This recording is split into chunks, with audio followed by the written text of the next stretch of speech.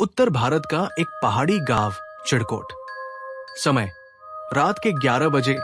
मूसलाधार बारिश। चिड़कोट गांव की खास बात यह थी कि यहां बारिश होते ही लोग अपने घरों से बाहर निकलने की हिम्मत नहीं करते थे। गांव के बीचों बीच एक पुराना कच्चा रास्ता था। कहते हैं उस पर रात को कोई परछाई चलती है, लेकिन वो इंसानी नहीं होती। बरसात की वो रात थी। बिजली गरज रही थी और पूरा गांव अंधेरे में डूबा हुआ था।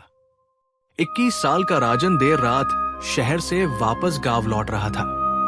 उसका मोबाइल बंद हो गया था और रास्ता धुंधला। उसे गांव पहुंचने के लिए कच्चे रास्ते से होकर गुजरना था। राजन ने टॉर्च जलाने की कोशिश की, लेकिन बैटरी खत्म। बारिश तेज होती जा रही थी। उसने हिम्मत की और कीचड़ से भरे उस रास्ते पर कदम रख दिए।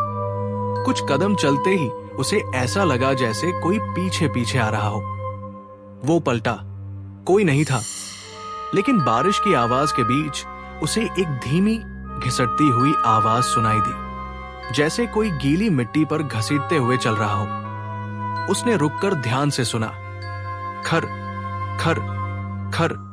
राजन ने खुद को समझाया, बस बारिश है, कुछ नहीं। अचानक उसने देखा, सामने एक बूढ़ी औरत खड़ी थी। सफेद साड़ी, भीगी हुई, झुकी कमर और बालों से पानी टपक रहा था। राजन ने डरते हुए पूछा, माँ जी, इतनी रात को यहां कैसे? औरत ने धीरे से कहा, बेटा, क्या तुम भी मर चुके हो? राजन सन्न रह गया। उसने पीछे मुड़कर भागना चाहा, लेकिन पैर कीचड़ में धंस गए। फिर उसने देखा, वो औरत अब जमीन से 2 फीट ऊपर हवा में तैर रही थी। राजन डर के मारे चीख भी न सका। औरत धीरे धीरे उसके पास आई और बोली, हर बारिश में एक नया मुसाफिर चाहिए। अब तेरी बारी है। और तभी एक जोरदार बिजली कड़की। अगले पल राजन बेहोश होकर गिर पड़ा।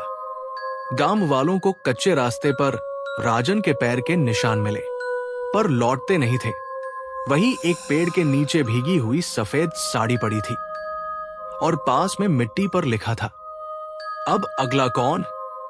जब भी उस गांव में बारिश होती है, वो कच्चा रास्ता किसी को नहीं लौटाता और एक परछाई फिर टहलने निकलती है। बने रहिए ऐसे ही स्टोरी के साथ, और हाँ, ऐसे ही स्टोरी के लिए सब्सक्राइब और शेयर करना ना भूले। आपका अपना चैनल नाइट ट्विस्ट।